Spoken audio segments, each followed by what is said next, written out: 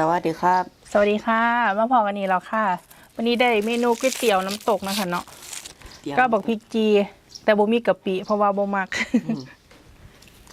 แซ่บๆกันครับ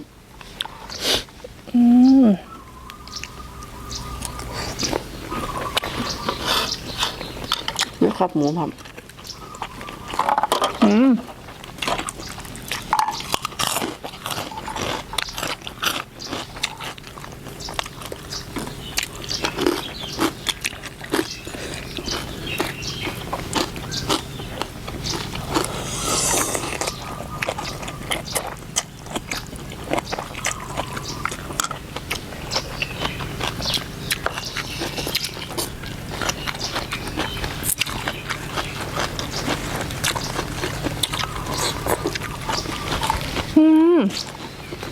เผ็ดแต่บอกพริก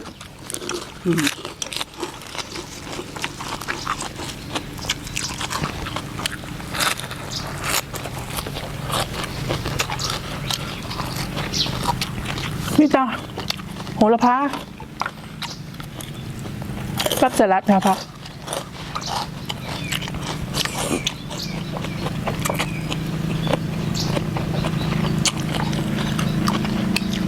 แบบ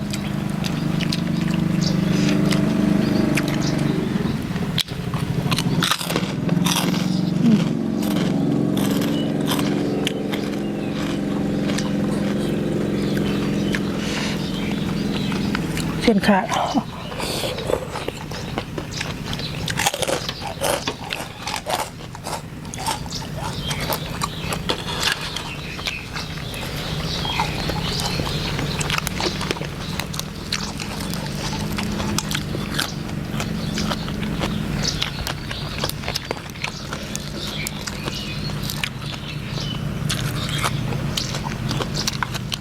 หอมเนาะโหระพา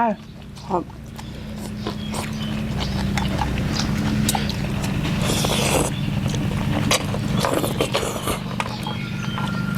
แคบหมูกรอบๆดี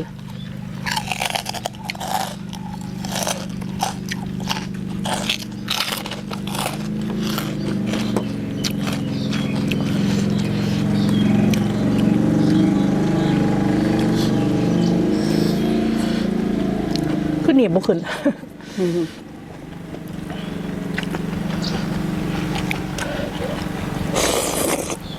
หิวบ่ค่อยขึ้น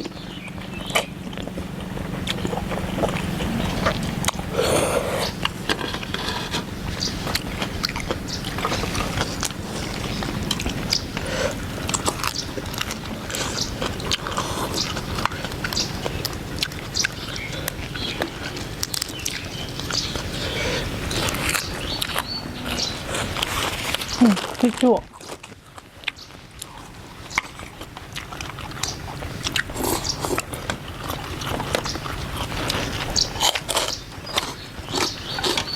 ใส่น้ำบ่หลายค่ะใส่มาแบบคลุกคลิกน้ำปุกพริก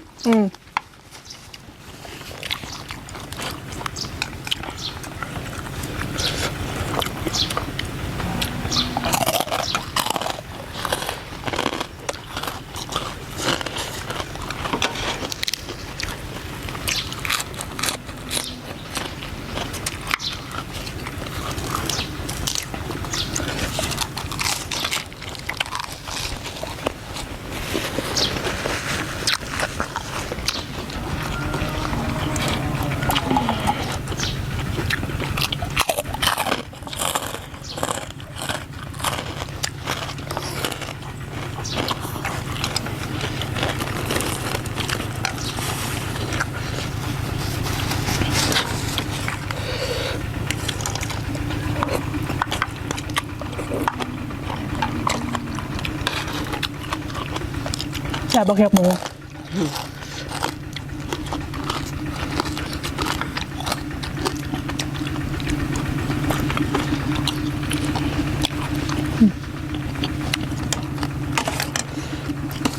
เสียงนักขาดว่ะ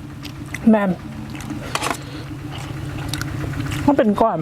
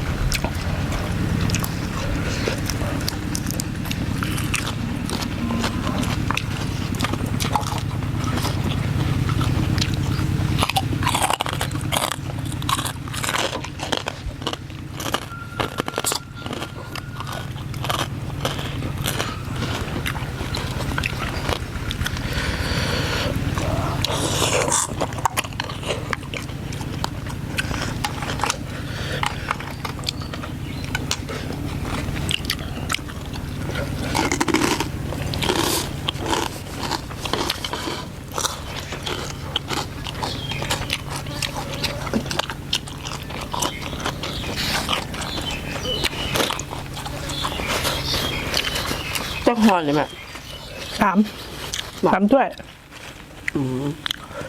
ธรรมดา3 ถ้วย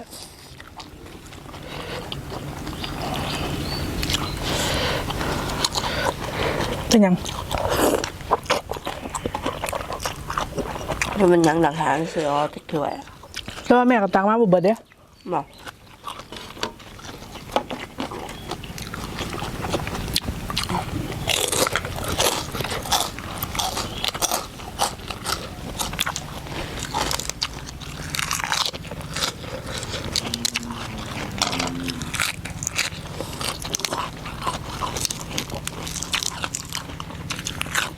อยู่บอกแคบหมู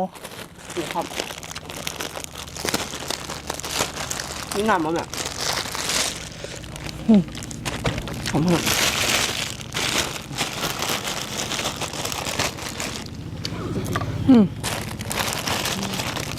ใส่ไปเลย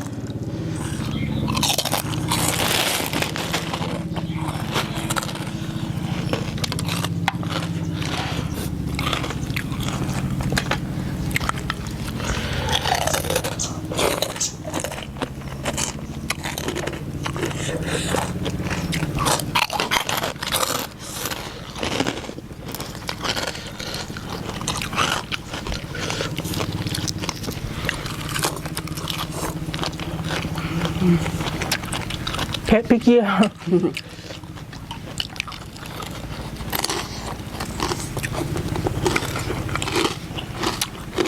นี่ดูกหมูนะเนี่ย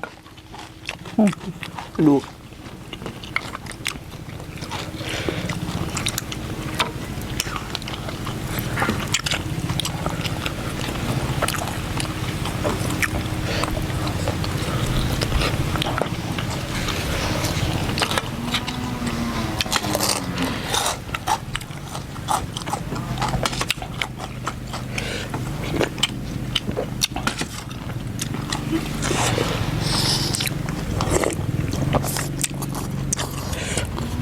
แล้วว่าพวกคุณเนาะ เขามาหมา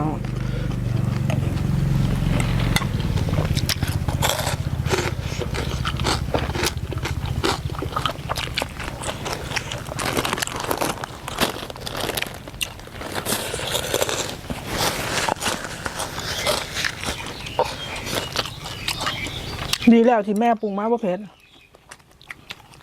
บ้าน ว่าเผ็ดเติมเพราะว่าสิเอ็นเอาบักพริกกีกลับเอา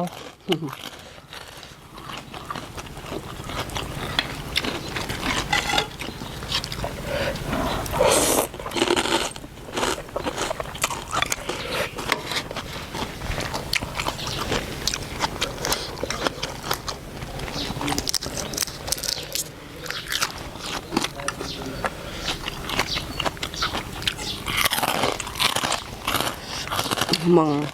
กินไก่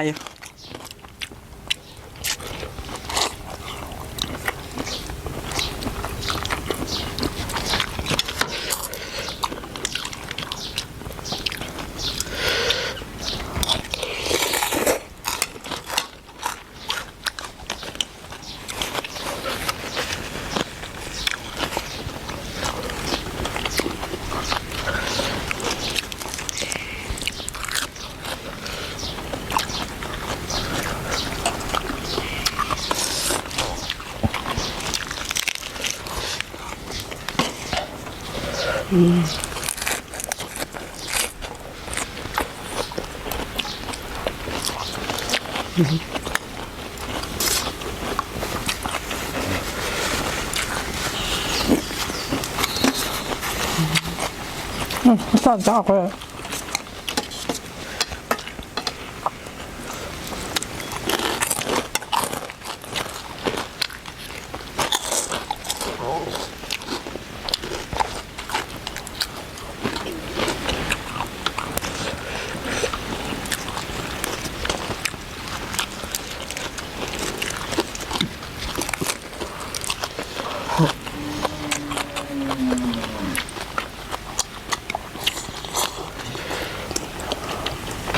พี่บอกว่า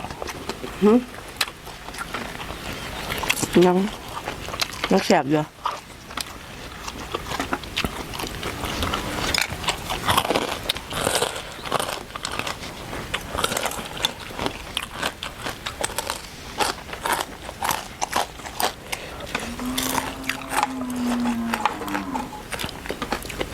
หัวคือห้องดีเสมอเนี่ย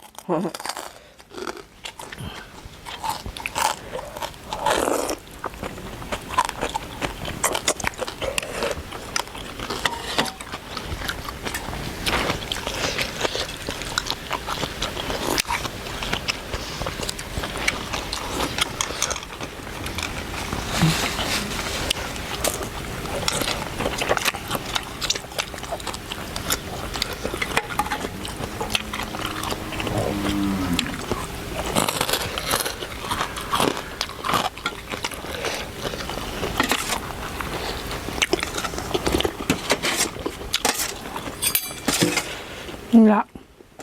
จอนดาว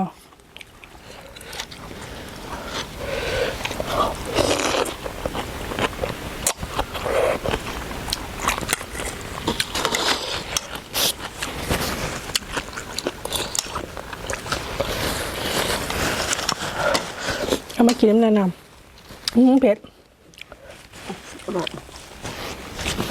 เผ็ดพริกจี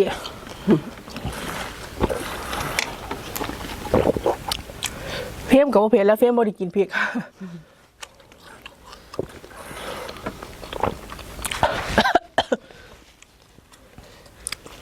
พ่อบอก ครับพอแล้วครับ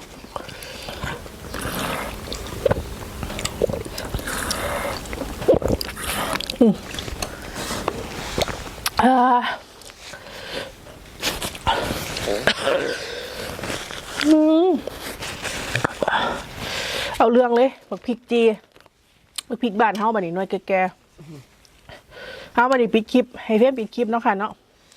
ไปเลยนะครับถ้าผู้ใดมาคลิปนี้ก็ฝากกดไลค์กดแชร์กดติดตามเพื่อเป็นกำลังใจให้น้องเฟรมแล้วก็แม่นิ่มน้ำเนยนะครับวันนี้ขอตัวลาไปก่อนไว้พอกันคลิปหน้าครับ สวัสดีค่ะ